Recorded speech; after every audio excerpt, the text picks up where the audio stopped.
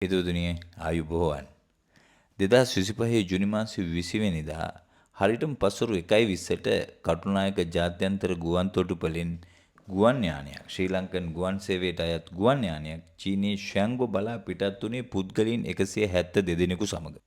මේ ගුවන් යානය ඉතාමත් සුවිශේෂී පියාසැරියක් තමයි ඒ ආරම්භ කර තිබුණේ.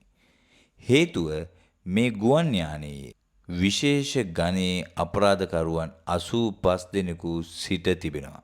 කවුද මේ අපරාධකරුවන් 85 දෙනා?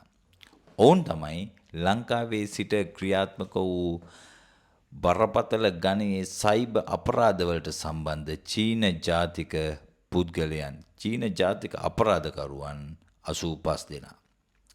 ඔවුන් පසුගියදා මහනුවර කටුගස්තොට ප්‍රදේශයේදී අත්අඩංගුවටගෙන නීතිය හමුවේ වැරදිකරු වීමෙන් අනතුරුව තමයි 20 වෙනිදා මේ රටින් පිටුවහල් කරන්නේ. මේ පිරිස අතර චීන ජාතික කාන්තාවන් 13 දෙනෙකුද සිට ඇති බවට තොරතුරු වාර්තා වෙනවා.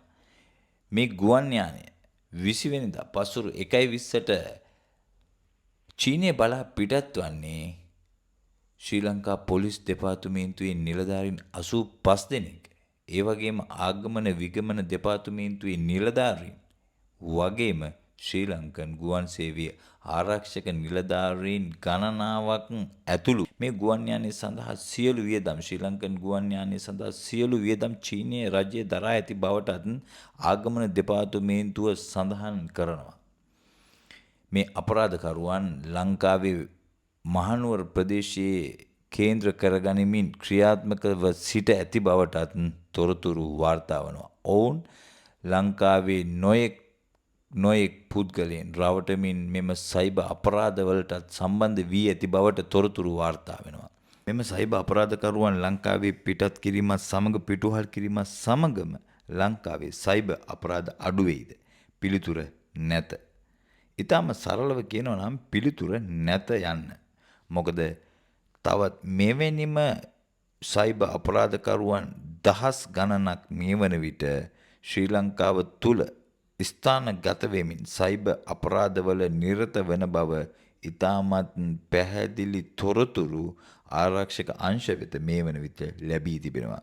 ශ්‍රී ලංකා පරිගණක හදිසි ප්‍රතිචාර සංසදය පවසන්නේ පසුගිය මාස 9 තුල මෙවැනි සයිබර් අපරාධ සම්බන්ධයෙන් පැමිණිලි 1100කට අධික සංඛ්‍යාවක් ලැබී ඇති බව.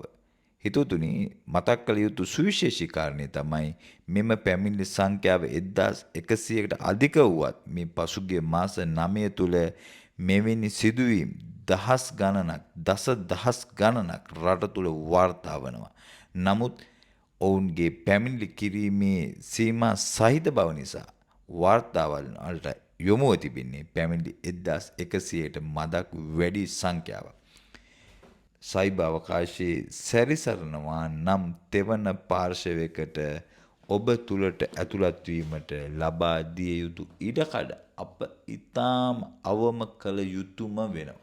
එසේ නොමැතිනම් සයිබර් අපරාධයකට ගොදුරු වීමේ ඉඩකඩ ඊටාම වැඩි බව මේ ශාස්ත්‍රීය ප්‍රවීණයන් දිගින් දිගටම සඳහන් කරන කාරණයක්. ශ්‍රී ලංකා පරිගණක හදිසි ප්‍රතිචාර සංසදය නිරන්තරයෙන් පවසන කාරණයක් තමයි ඔබ මෙම ශාස්ත්‍රයේ ඉතාමත් ප්‍රවීණයෙක් විය යුතු බව. වයස් භේදයකින් තොරව මේ ශාස්ත්‍රය නිසි ලෙස අධ්‍යයනය කර, නිසි ලෙස හදාරා, නිසි ලෙස දැනුම් තේරුම් ඇතිව භාවිතා කිරීම අපරාධකරුවෙකුගේ ගොදුරකට නතු වීමේ ඉඩකඩ අහිමි කිරීමක්, අවම කිරීමක්. හිතවතුනි, තෙවන පාර්ශවයක් විසින් ලබා දෙන ඇමතුම් හා සම්බන්ධ වීමේදී ඔවුන් ඉල්ලා සිටින OTP අංක ලින්ක් වෙත පිවිසීම නොකළ යුතු බවත් ඔවුන් නිරන්තරයෙන් මතක් කර සිටින කාරණයක්.